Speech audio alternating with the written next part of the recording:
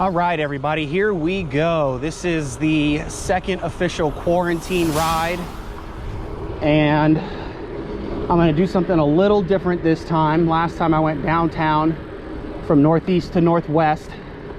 This time what I'm gonna do is I'm gonna start on Glorious H Street and head out to Eastern Market probably, just to get a little bit of a lay of the land, a different area, let people see what's going on. Curious to see how busy it's going to be on H Street right now, especially since it's just after 5 o'clock, almost 5:30, and there's definitely, you know, people getting off work, getting ready to come home. So we'll see. I mean, usually H Street is, and I know a lot of people don't get to make it down here, they're in Northwest all the time, but out here in Northeast, this place is popping after work. You know, we got Ben's Chili Bowl right over here to the right. Mason's Barber Shop on the left, a real staple in the community. Coming up on what, Little Miss Whiskey's here.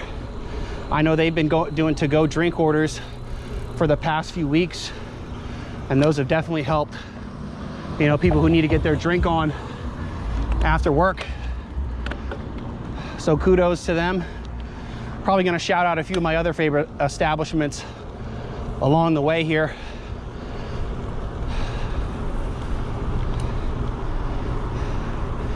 It is just so wild to see the streets, like, so, for the most part, empty. And yeah, there's a few cars out right now, but by and large, I mean, this is basically nothing.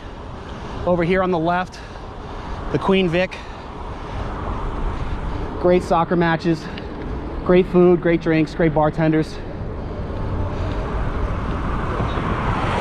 Got the Pug as well. Man, I miss those late night tacos. They don't do those anymore. And you can see people getting frisky. I'm riding right where the streetcar comes down. So I'm doing a little bit more than I was last time. I'll talk you guys through some of that as we get out here. You know, I can't come down H Street without representing. Coming up on the right, we got Hill Prince, best bar in all of H Street, best bartenders, best drinks. Sorry if I hurt your feelings when I'm saying that. It's just facts are facts, you know, and in a time where facts matter, I just got to put it out there. Love you all just the same, though. All right, I'm gonna cut over here on 14th. See if we can't trek out to Eastern Market, see what's going on out there.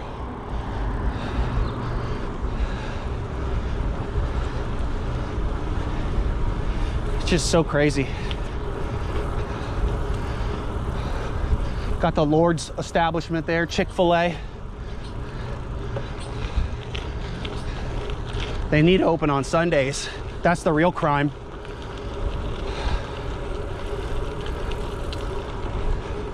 So yeah, you just kind of look around here and you just cross over from Zone 5 into Zone 6, and you can see just how different it is. Again, sorry for those who don't like me to talk about it or hear about it, but I mean, you really see gentrification at its finest when they draw lines in the city and say, this is what we do in this area, this is what we do in a different area. And I'm not talking about zoning where you can build things. I'm talking about what's there, who has access to it. I currently live out in Zone 5. And just to see the difference between Zone 5 and Zone 6, it's huge. It's like two different worlds. And people pretend like they don't see it, or, you know, they're just in their little cocoon or their nest. But there's a whole city out here, and it's very different depending on where you are and where you go.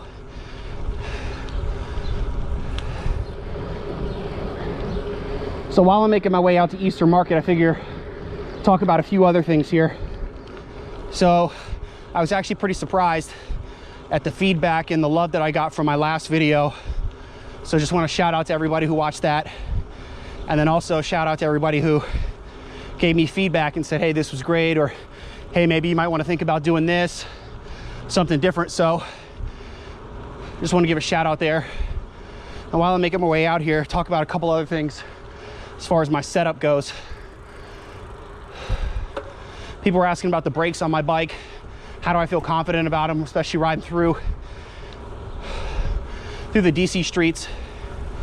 And on my bike here, I don't know if you could totally see it, but you look down at the wheel and I have disc brakes, which are becoming more and more common on bikes, but a lot of people still aren't familiar with them.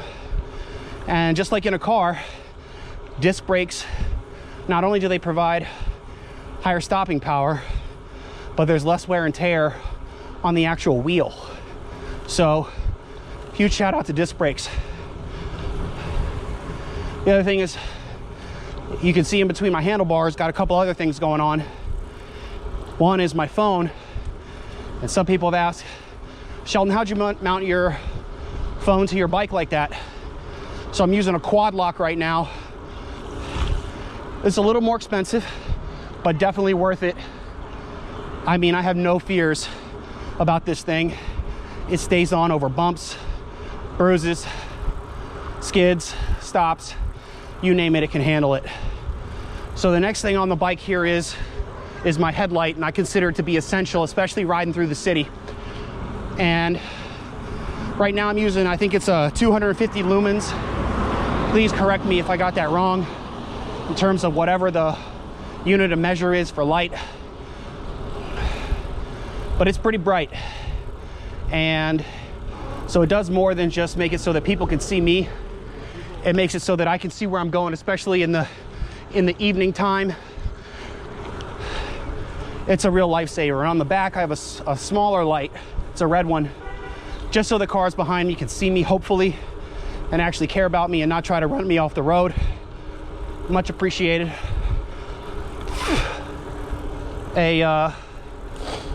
Sorry, a bug just flew in my mouth. Another new addition that I got was this pretty slick bell. And I think it was like 15 or 16 bucks on Amazon. You can definitely get cheaper bells, but I like this. It's right here. And I like the low profile design. And they say that it makes a unique tone. You'll have to tell me. Let's test it out. Oh, that's nice. That's really nice. People think I've got tassels on my handlebars and a nice little basket, and maybe a loaf of bread. There's nothing threatening about that bell at all.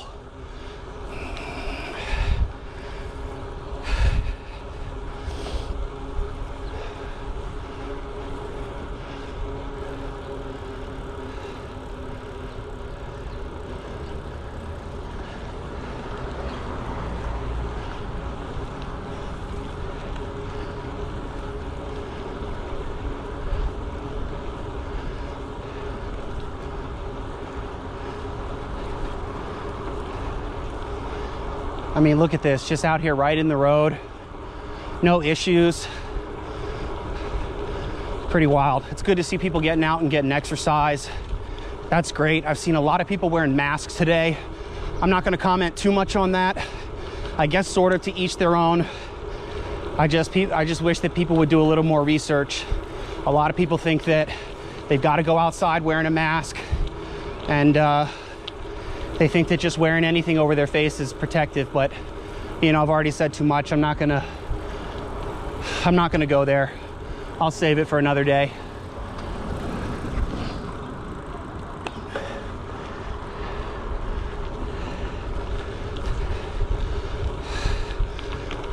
My folks right there just walked by with the nation's new currency.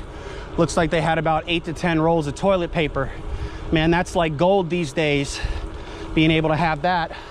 I just had to had to grab 2 rolls of toilet paper from my dad. Got a chance to see him this past weekend. It was his birthday. Just got out there and say hey to him. But you know, that was cool and all, but because everybody's hoarding toilet paper, those who actually need it are having to do all kinds of unspeakable things trying to get toilet paper. It's kind of ridiculous. So anyway, end of rant there. Next thing you might notice, a couple of things that I've changed from last video to this video is shooting in a slightly higher quality, So we'll see how that works out. A different aspect ratio. I should have checked that before the last video. That was my bad. And I also got this new little accessory for my GoPro. They call it a wind crusher. Now, I don't know if it actually crushes wind. It's basically just a piece of foam that goes over the camera and kind of reduces wind and vibration noises. So I'll have to play this back. You guys have to let me know if there's a difference in quality from the last video to this video. But you know, it's been enjoyable just being able to get out, just kind of get around and, you know, show people what's going on.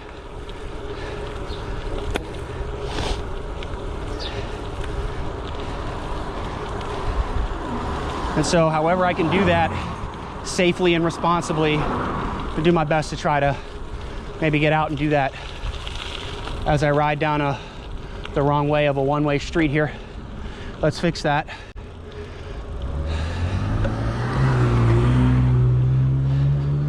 Looking around again, just taking in some of the scenery as people are out. Some of the just absolutely beautiful houses out here. I mean, they've got so much charm. I really do love it. I just can never get that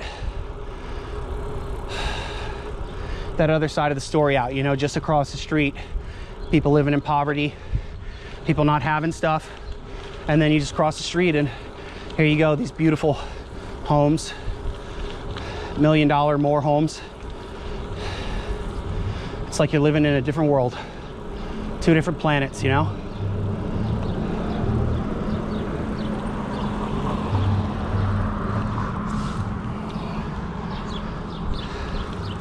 One of the fun things I've been having fun with so far is, you guys got to know, I mean, I'm out here on my bike, it's pretty quiet, and I'm out here talking as pretty much as loud as I can without yelling.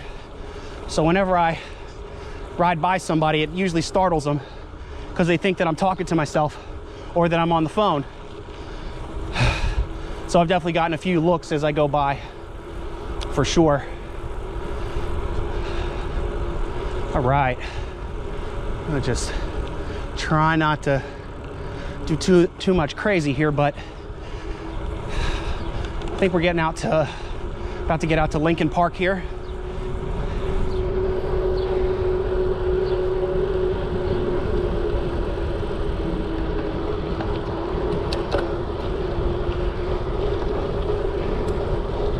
Lincoln Park, how about it?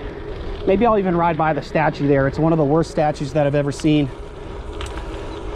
Should go by and see if I can show it to you guys. But you know, it's one of those things that maybe I think they did with, I want to say the best of intentions, but probably not. It's like, I don't know if it's the biggest slap in the face to black people or what. We'll just wait till I get up here so I can show it to you.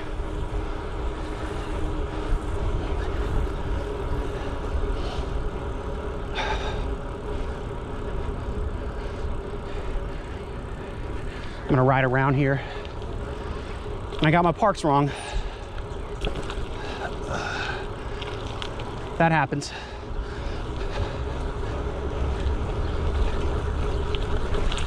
Now I'm like on a mission. I gotta find Lincoln Park.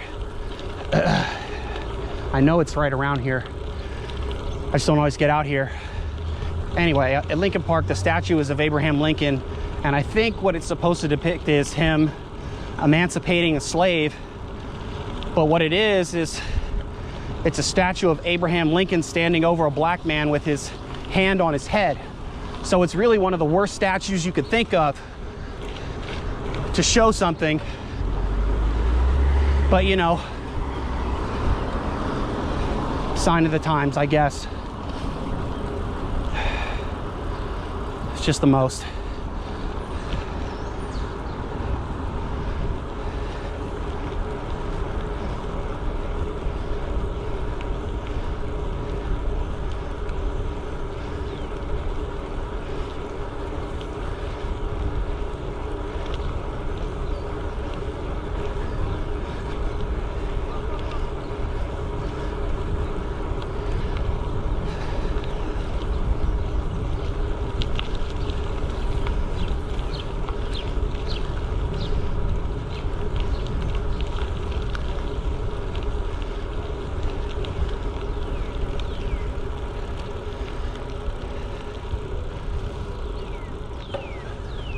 Hey, that building looks familiar.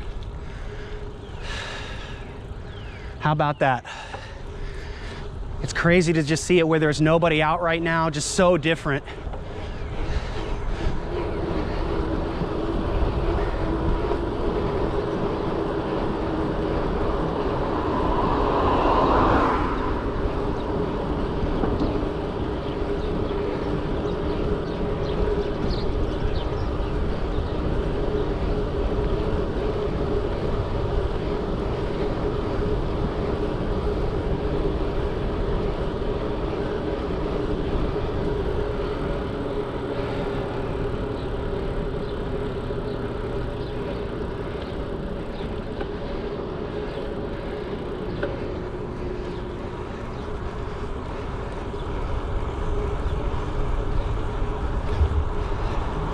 Just taking in the scenery here.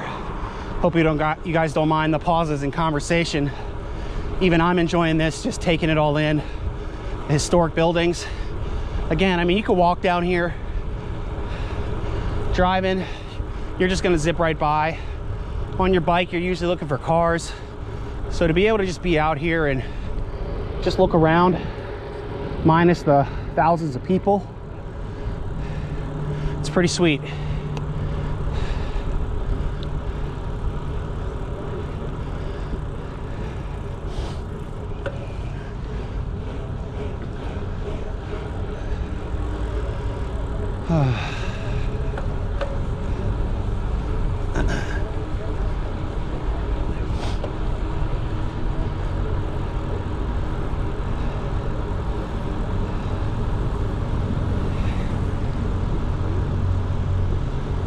Yeah, we're just gonna kind of go through down some streets and neighborhoods, just check out, see what's going on. I'm even gonna give myself a little bit of a break here.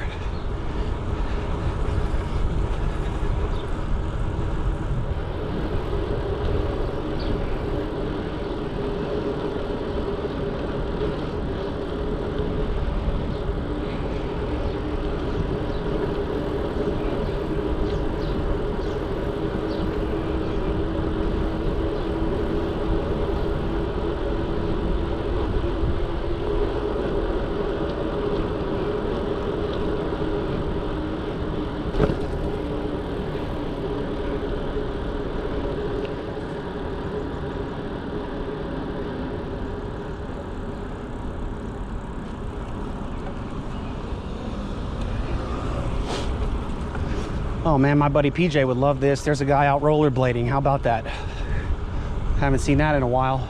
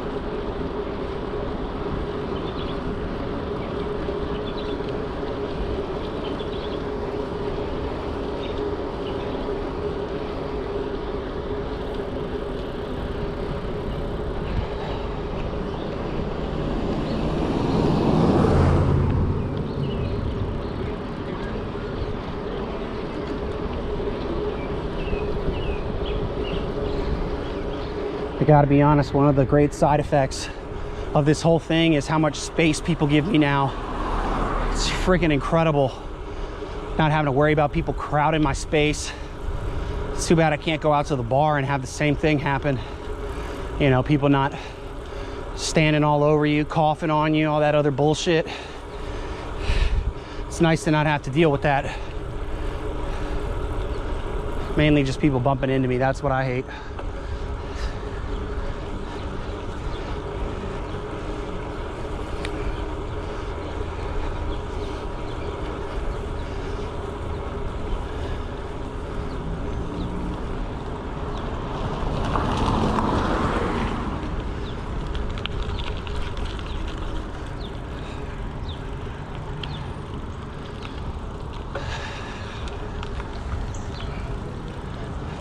I mean, look at this.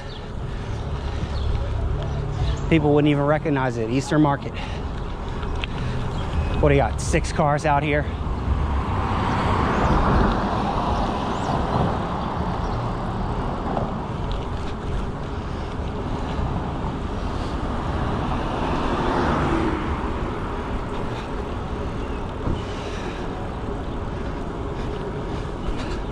Could barely find it because I didn't recognize it with no cars and no people.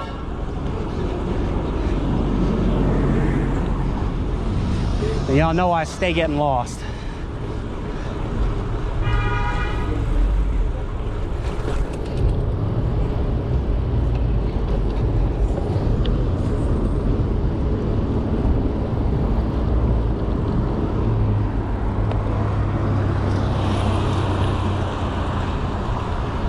Boy, that was short-lived, but that was it. I mean, just a quick ride through Eastern Market. Seeing all the shops and everything else. Things are either closed, not too many people out, essential business is open. Wow. All right, I'm gonna keep you guys with me for just a little bit longer, but I'm gonna start heading back. Not gonna make this video too long. I think I might also do like a little clip or something for those who it's just a little too much to watch, you know, or those who can't stand me.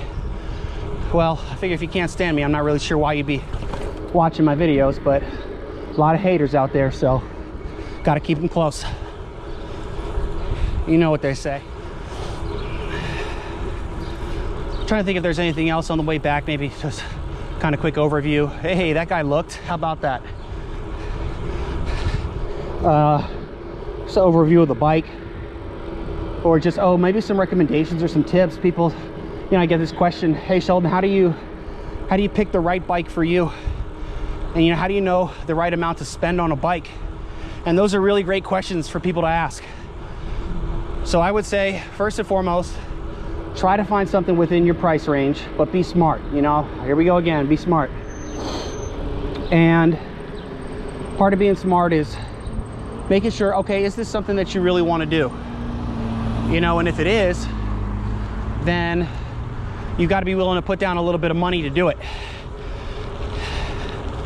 Because you could easily buy a $100 bike from Walmart, but if you're planning on being out on the road, or you're planning on being out on the weekends, riding and enjoying yourself, why not invest? Spend just a little bit more, get something that you really like.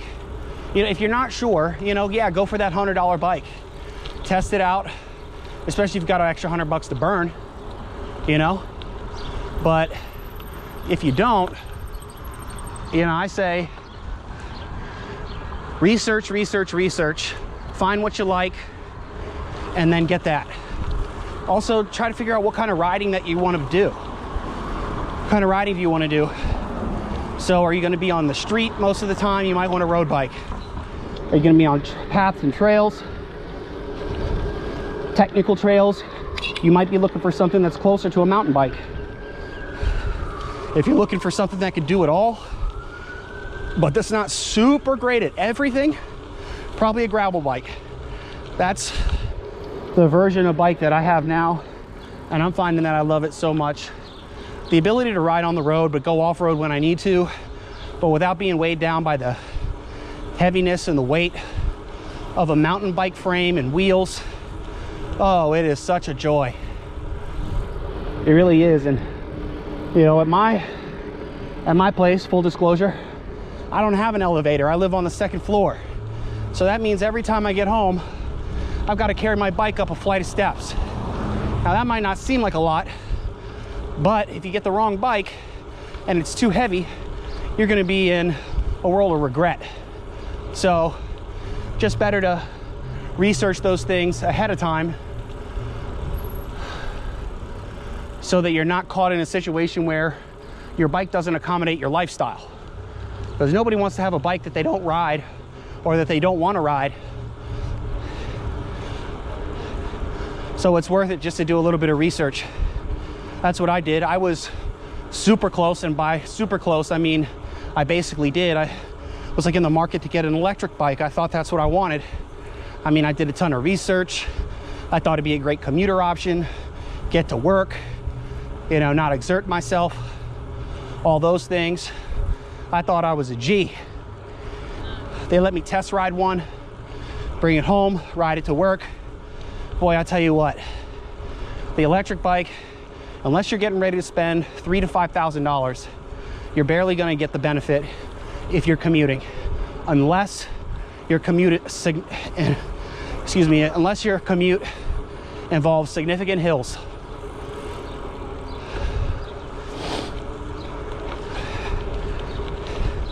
That's where the e-bike comes in, because I mean, you can just fly up the hills.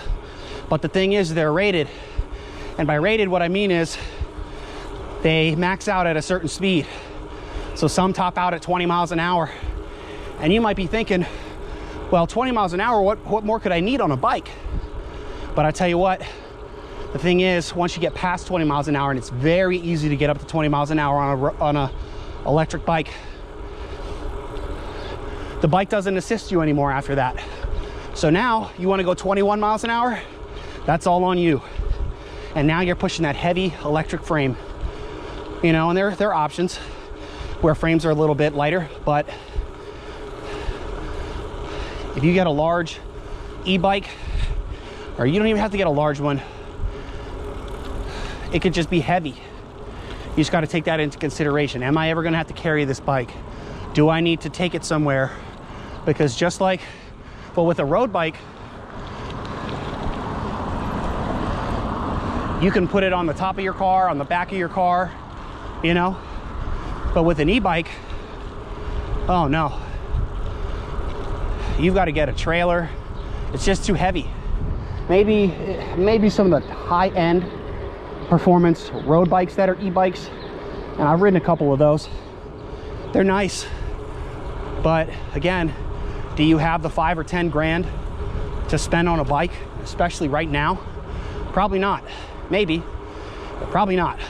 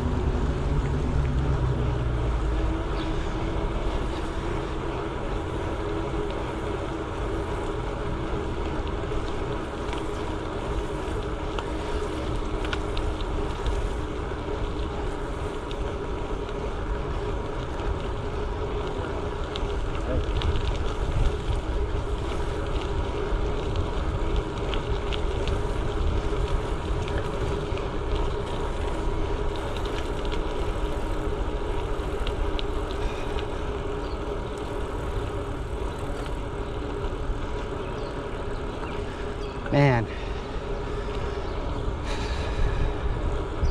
just something else seeing all this. And again, if you're not used to seeing it, I get it. It's just streets, but man, it's really weird to see it with very few people and basically no cars.